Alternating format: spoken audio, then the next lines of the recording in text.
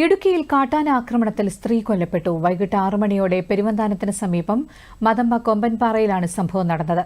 നെല്ലിവിളപ്പുത്തൻ വീട്ടിൽ ഇസ്മയിലിന്റെ ഭാര്യ സോഫിയ ഇസ്മയിലാണ് മരിച്ചത്.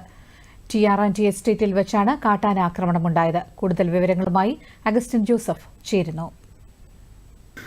ഷാൽമ ഇന്നലെ വൈകിട്ടോടെ വീടിന് സമീപത്തെ അരുവിയിലേക്ക് കുളിക്കാൻ പോയതായിരുന്നു സോഫിയ.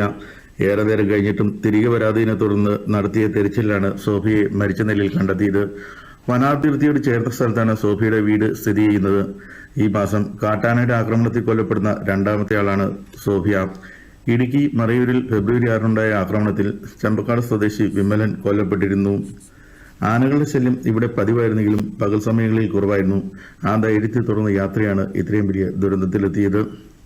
അടുത്ത കാലത്തായി ചെന്നാപ്പാറ മതമ്പ പ്രദേശങ്ങളിലായി 40ഓളം ആനകളാണ് ജനങ്ങളുടെ ഉറക്കം കെടുത്തുന്നതെന്ന് നാട്ടുകാർ പറയുന്നു.